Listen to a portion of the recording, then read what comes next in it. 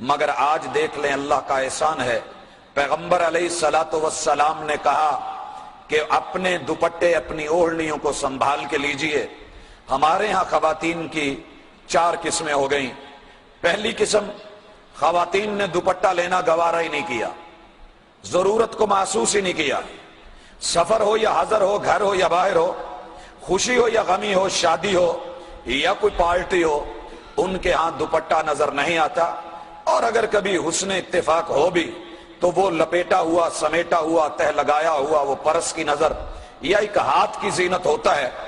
دوسرے نمبر پہ ہماری مائیں بہنیں، پیغمبر کی بیٹیاں وہ ہیں جو لیتی تو ہیں مگر جہاں لینے کا حق تھا وہاں نہیں، کندھے کے اوپر ایک سائیڈ پہ ڈال کر کے یوں آ رہی ہوتی ہیں، جیسا کہ کبھی پنجاب کا بدماش سلطان راہی اپنے ایک سائیڈ پہ پرنا ڈال کر کے مارکیٹ میں چل رہا ہوتا تھا، تو وہ منظر ہمیں آج دکھتا ہے۔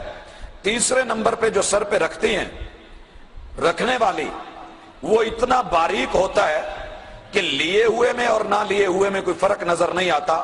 کاسیات عاریات، محبوب علیہ الصلوۃ والسلام نے کہا تھا اللہ رب العزت نے لعنتیں برسائی ہے ایسی خاتون کے اوپر کہ جو پہننے والی بھی ہے لیکن ننگی بھی ہے، لوگوں کی نظروں میں اور اپنے خیال میں لباس پہن کے آئی ہے لیکن وہ ننگی ہے۔ اور چوتھی قسم کہ جو لے رہی ہیں ان کا ڈیزائن یہ ہے، کسی مجلس میں ہوں، کسی سفر میں ہوں، حضر میں ہوں، کسی بھی مقام پہ ہوں، پبلک پوائنٹ پہ ہوں، سر پہ ایک مرتبہ لیں گی، پھر جھٹکا دے کے اس کو اتاریں گی، پھر اس کو سر پہ لیں گی، پھر جھٹکا دیں گے، اتاریں گے۔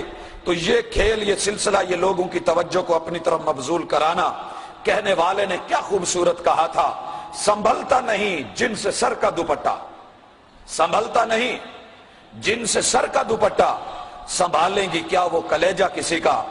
آج ایک دوپٹہ نہیں سنبھل رہا، کل ایک فیملی سنبھالنی ہے، ایک خاندان سنبھالنا ہے، ایک قبیلہ اور ایک قوم کو سنبھالنا ہے، ایک نئی نسل اور ایک نئی جیل کو سنبھالنا ہے، تو یہ کیسے سنبھال پائے گی؟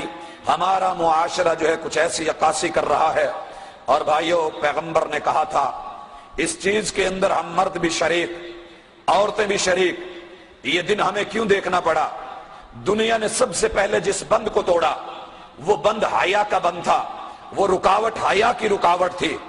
پیغمبر علیہ الصلوۃ والسلام نے کہا تھا لوگو اذا ذهب الحیا، حیا کو رخصت نہ ہونے دینا، حیا کو سنبھال کے رکھنا، حیا کو اپنے کنٹرول میں رکھنا۔ اذا ذهب الحیا فاصنع ما تشاء، جب حیا جاتا رہا تو پیچھے کوئی رکاوٹیں نہیں رہ جائیں گی، جو دل میں آئے انسان وہ کرے گا۔ دیکھیے شیطان نے وَزُيِّنَ لِلنَّاسِ حُبُّ الشَّهَوَاتِ مِنَ النِّسَاءِ، یہ سب سے پہلی محبت جس کو مزین کیا یہ عورتوں کی شہوات اور اس کی محبت، اور دوسری طرف عورت کو اس نے کیا کیا؟ ذوق تبرج دیا، ذوق خود نمائی دیا، ذوق حسن دیا، ذوق آرائش اور زیبائش دیا۔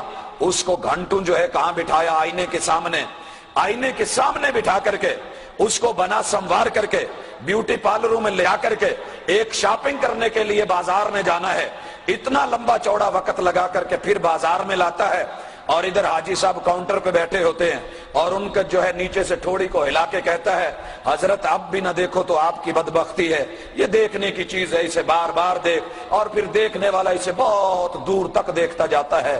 کون ہے؟ حوا کی بیٹی ہے، کون ہے؟ محمد صلی اللہ علیہ وسلم کی بیٹی ہے، کون ہے؟ مسلمانوں کی عورت ہے، کون ہے؟ یہ کسی مسلمان کی ماں ہے، کون ہے؟ کسی مسلمان کی بہن ہے، کون ہے؟ کسی مسلمان کی بیوی ہے اور کسی مسلمان کی بہو ہے۔ اللہ اکبر! ذوق تبرج آیا، ذوق بے حجابی صرف چہرے کی حد پر اگر آتا میں مان لیتا، لیکن جب ذوق تبرج آئے، ذوق نمایاں پن آئے اور اس کا شوق بے حجابی آئے تو چہرے سے نہیں، سب سے پہلے آغاز ہوتا ہے نقاب اٹھتا ہے، اور پھر جھکی ہوئی نگاہیں آہستہ آہستہ بلند ہو جاتی ہیں، اور پھر لباس تنگ اور ٹائٹ ہونا شروع ہوتا ہے، پھر اسی طرح اس میں کانٹ اور قطر اور تخفیف شروع ہوتی ہے، گلے کھلنے لگتے ہیں، بازو اوپر کو چڑھنے لگتے ہیں، شلواریں اٹھنے لگتی ہیں، دھیرے دھیرے حیا اٹھتا ہے، پھر ذوق آرائش اور شوق نمائش زیب و زینت بننے سنورنے اور زیبائش پہ امادہ کرتی ہے، پھر حسن بے باک ہوتا ہے تاکہ لوگ شوق